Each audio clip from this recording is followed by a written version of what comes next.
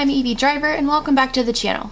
I'm an indie author self-publishing my debut novel, which is a young adult science fiction futuristic fantasy story called Gravity Rising. And on this channel, I make writing related videos typically every Tuesday and Friday. So if that sounds interesting to you, consider subscribing. So I know a lot of other author tubers have videos like this, but my background is in like sociology, history, and English. I have a multidisciplinary studies degree, and I actually started, I guess, laying down the groundwork for my love of world building in college. I had a professor who really kind of showed me how you should create a society, or you could create a society rather.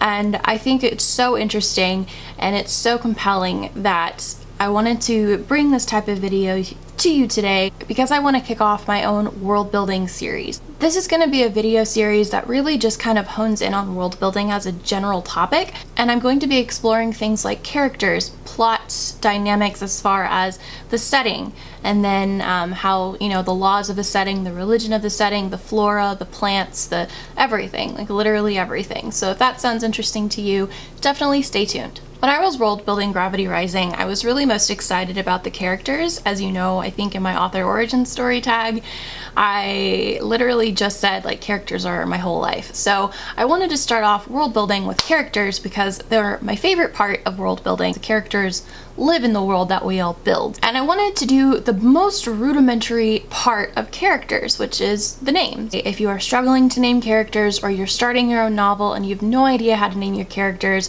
or if you're like me, or you're actually building your own unique world, kind of sci-fi-ish, kind of fantasy-ish, and you have no idea where to pull names from, like you have no idea and you're just confused, this video is for you. My first and foremost favorite tip is definitely finding a time period or a style of names that you prefer or like. For me, I like to travel back to the time of the Victorian era.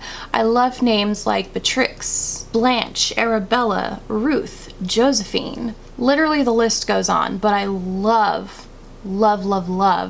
like Elizabeth, like any type of Victorian type, romantic type, like 1800s type of names from England. I love that, and I just can't explain it, but I do. To me at least, this era provides names of like decadence and sophistication and just establishedness, I guess, just in overall sense. There's a grandeur and the simplicity of some of these names, like Ruth. It's not really an appropriate name these days, but I still think it's a really beautiful name that is an established, mature, but still very poised name. A large portion of my characters from Gravity Rising do come from this first tip. I'll start off the list now. First off, my Disney princess kind of character, Eloise. Eloise is most obvious, and that's literally derived from Eloise. Etrix was born from Beatrix, and Paxima was born from Paxton, and this will get into another tip later on down the list. Finding creative ways to implement the style of names can really benefit you in creating like unique names. I know a lot of people scratch their head when they look at the name Eloise, but I really love it. To me, it's like the futuristic Disney princess perfect name, and I'm obsessed with it, so I have no apologies there. Name generators. Literally Google the name smasher, and your whole world will just be completely done. It's wonderful. The name smasher is a really helpful tool where it takes two different names and smashes them together. I got a lot of my side characters' names from this, not quite using what they suggested, but it showed me that you can take syllables from one name and pair it off with a syllable with another name, and then you can create your own unique names, as original as that sounds. Literally name generators is a really great way to start thinking about how you can kind of implement names if you want simplistic names, or if you want more egregious names, or if you want really more gritty names. It's definitely, you can kind of pick up on which syllables provide which tone in your head. For me, I went with obviously futuristic names because it's set in 3293, so yeah. Let's get to know your novel's themes. And when I say themes, usually people like to compare their book like this book meets this book, or you know what I'm saying? So if you're basing it off of a story, then maybe you can look at some of the names in that story, and I'm going to take from my favorite Shakespeare play, Hamlet. For example, if you want a character to be not based, but similarly named as Hamlet, he could be named Hammond. Or Ophelia, you can gender bend a little bit to Ofenric. It literally doesn't need to be this obvious, but I just wanted the example to be obvious for the sake of the video. Explore neat sounding nouns. I don't know if you've known this, but I am obsessed with South Park, and Butters is pretty much my favorite character on South Park. And I love the way that his name is just so simple. He's literally named after butter, you know? And he's just so awesome, and I just want to take him everywhere. I love him so much. Another great example is Cloud from Final Fantasy VII. You can name your character Axe, Ridge, River, Star, Sky, literally anything, Cup. You know, the list goes on. Specifically for my story, this is how I named Mick. His full name is Edge McKiminy. He was literally born on an edge, and that's like his family's thing.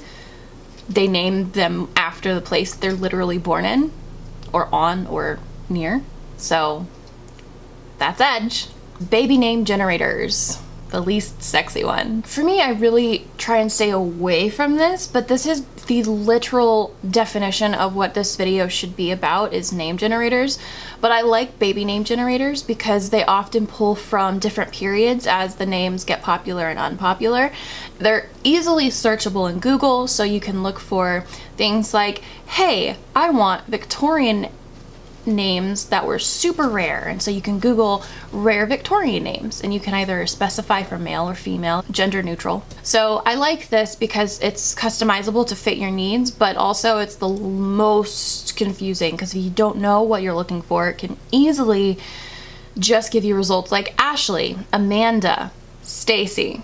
And if you're writing a contemporary, perfect, but if you're writing a futuristic story, doesn't really help you that much. If you are writing a region-specific or culturally specific character and you need a name and you have no idea like what you want to name this character, you can look at the region names or popular names or unpopular names and get your character name from that. This is how I found the names of Aram and Kaivan. Literally the most obvious is name generators, and I know I kind of already talked about it, but this is an extension and a separate kind of point. My favorite is fantasy name generators. Even though it has the name fantasy in its domain, it's literally anything that you can imagine. So go to fantasynamegenerators.com and you'll be there for hours. Literally go to a movie and stay for the end credits and look at the end credits. All of the people that go into making a movie usually have the most awesome last names or first names, all that stuff. Literally, that's how I found most of the syllables that I was using for my last names of all my characters. I definitely remember Etrix Greeble came from an extension of Lucas Gabriel, I think is his name. He's from like High School Musical. I really liked the way that his name sounded, so I wanted to use that in some way, and I was obsessed with Final Fantasy XIV at the time, and so I there's this little dungeon that you can go through, and it's called the Great Gooble Library, and so I kind of meshed those names together and got Greeble. Always remembering that simplicity is always more favorable to complexity. And I say this with the most love I can imagine and conjure, but please don't make your characters have 4 apostrophes in one name. No one has time for that. It takes me right out of the story, and I just don't have time. So if your character's name is like really, really ridiculously, and I'll just find a syllable and she'll be known as that, or he'll be known as that. Like, I'm sorry, but I'm not even sorry. Honing this is really important because I know I have a lot of characters who maybe have last names that are super complex, but their first names I've tried as a whole to make all of my characters on a general scale. I know there's 1 or 2 that y'all might go, what? But on a general scale, I tried making all of my characters have very simple, short names. So, yeah. Drive around. I live in a city where the streets are often named after people. So, luckily I have this option, but this is also another tip if you're interested in maybe like naming some places, like a bar or something like that. Drive around. Like driving around, you can look at street signs, billboards, traffic stoplights, and anything, literally anything, bumper stickers on cars and the company names on 18-wheelers. Literally, the list goes on. Exploring an unknown area of your town or neighboring area of your area, essentially, is a really good way to explore your world and apply it to your story. Look to nature. Sometimes a specific name for a tree or a flower can help influence your character's name. Rose is an obvious one. If you have a need for a ridiculous name and you really want to dive in the trenches of ridiculousness, you can have a character named Ficus. Think geology, biology, physics, forests, flowers, oceans, literally anything a part of the natural world. Animals, gender bending. Remember the name Paxton? Traditionally a masculine name. Same with Gemma. I really wanted to name a character Jim because my brother is hilarious and he has this running joke. I really wanted to make a feminine version of Jim, so I was Gemma because I love Gemma. I think it's such a pretty name, but it's not really Gemma, it's Jimma. Which, you know, whatever. Not like that's important. I always go for the masculine names and try and make them feminine. Why I do this, I have no idea, but I'm obsessed with it. Okay. If you're writing new adult, I especially find this helpful because I've noticed a lot of the books that I'm reading have masculine names for their characters, for their female leads specifically. And a really good example of this is the book series that I know is super problematic, but I love anyway. And that is the Fall Away series. There we go. The female protagonist's name is Tate, which I guess can be feminine. I guess. To me it sounds masculine, and I feel like it is masculine. I've only ever heard it in masculine forms, so I don't know, but that's the one example I was trying to do and I couldn't remember. It's on my phone though, so. This video is like kind of like no one asked for it. There's tons of more videos that are very similar to this video on YouTube by other author tubers. They've done a really good job, but I just wanted to throw my expertise in this subject because I definitely love naming characters. I literally spent so much time of my life naming stuff. Yeah, so. Yeah. Also, author confession time. I'm no longer allowed to use the letter E because everything I touch is E. Evie, Etrix, Eloise, Erix, Esme, the list goes on. Literally, sorry.